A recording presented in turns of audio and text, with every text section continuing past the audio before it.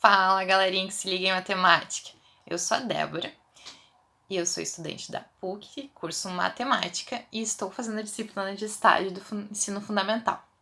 E hoje eu tô aqui para falar com você sobre frações. Frações, que bicho de 7 cabeças é esse? Que é fração? Por que as pessoas falam tanto em fração? Tem gente que tem medo. Mas vamos lá, não é nada assim tão complicado e a gente vai conversar um pouco hoje sobre isso.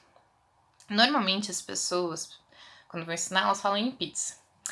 Hoje eu com vocês, eu trouxe chocolate. Então a gente vai aprender frações com chocolate. Legal, né? Então, bora comigo. Aqui a gente tem uma barra de chocolate. Essa barra de chocolate, ela é considerada o nosso inteiro, do nosso todo. Peraí, tá difícil abrir. Então, pessoal, peguei a minha barra e dividi toda em 20 pedacinhos.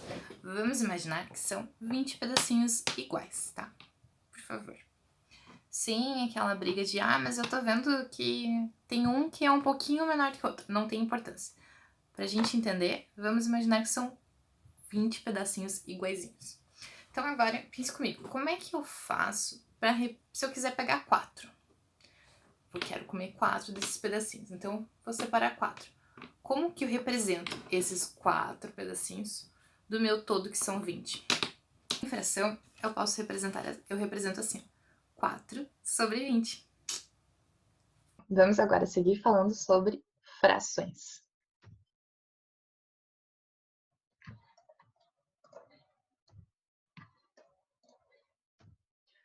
Então, a gente tem termos de fração, que a gente chama de numerador e denominador. Ali a gente está trabalhando com o exemplo 1/2.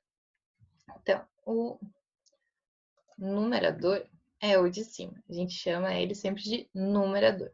E o númerozinho de baixo é o nosso denominador. E agora a gente vai conversar um pouco sobre tipos de frações.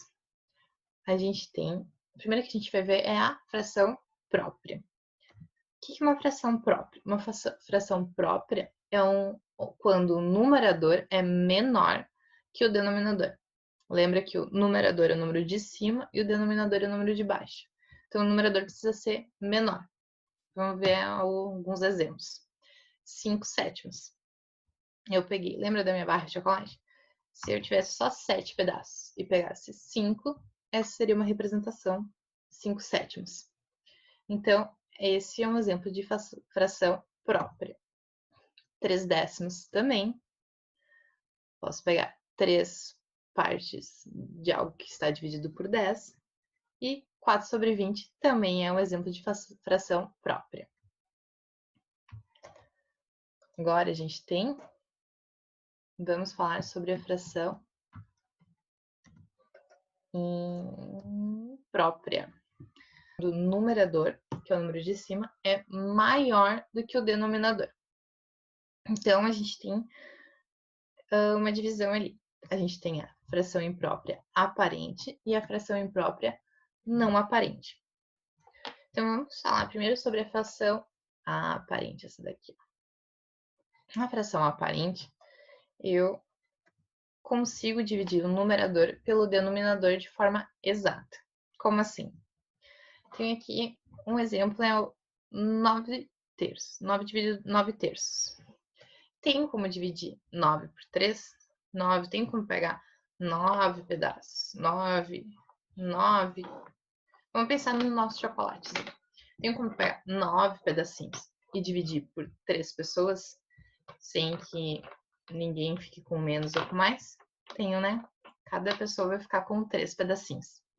Então, essa é um tipo de fração imprópria aparente. Outro exemplo é o 18 nonos. Eu também consigo dividir de forma exata 18 por 9. E a fração não aparente, como vocês já podem imaginar, é quando eu não consigo dividir o numerador pelo denominador de forma exata. Então, um exemplo ali, 10/3. Eu consigo pegar 10 pedacinhos de chocolate, dividir por 3? Não de forma exata, né? A gente pode ver aqui, ó. Lembra que a gente tinha os 10 pedacinhos. Vamos voltar para cá.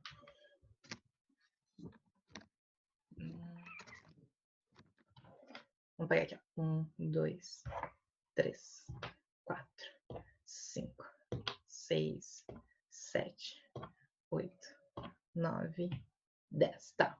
Vou tentar dividir por 3, tá? Um aqui. Então, eu vou dar 3 para cada. E ainda vai sobrar um pedacinho.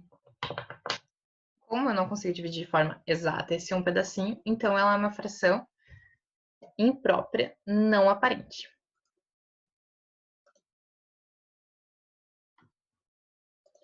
Então, vamos seguir aqui. Outro exemplo é o 15 sobre 7. Eu também não consigo dividir de forma exata. E agora, se eu quiser pegar metade da minha barra, como é que eu faço? São 20, né? Então, quantos que eu vou ter que ter?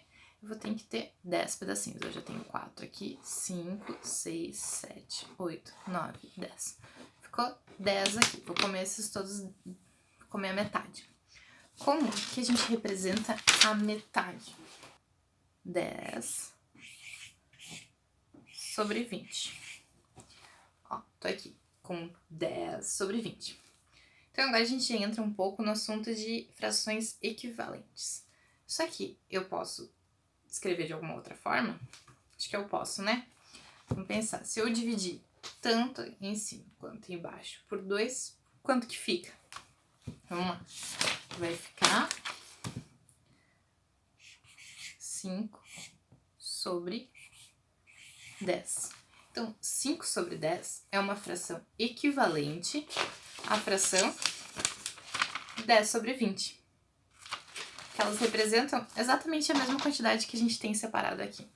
Isso aqui eu ainda posso simplificar mais ainda, dividir tanto 5 quanto 10 por 5. Que fração será que a gente encontra? Encontra a fração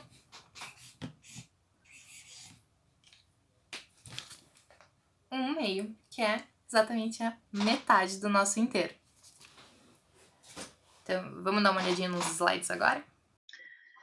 Então, como a gente falou antes, eu tenho aqui um retângulo e eu dividi ele, peguei, vamos considerar a parte roxa, é a parte que a gente está representando. Estou representando aqui 1/2. Tá vendo aqui, ó? 1/2, tá? De um retângulo. Aí eu vou pegar esse mesmo retângulo e dividir ele em 4 pedaços. Ó. Eu tenho aqui 1, 2, 3, 4. E a parte roxa continua sendo a partezinha que eu quero. Então, como que eu represento isso? 2/4. Só que eu continuo exatamente com o mesmo pedacinho do retângulo. Então, essas duas frações são frações equivalentes. Mais um exemplo aqui, ó. Peguei o mesmo retângulo e dividi em 8 pedaços. Ó. 1, 2, 3, 4, pintadinhos de roxo. Continuando, 5, 6, 7, 8. Então, essa fração ela é representada por 4 sobre 8. E eu continuo com exatamente a mesma partezinha em roxo. Então, essas três frações são frações equivalentes. E é isso. Até mais, galerinha!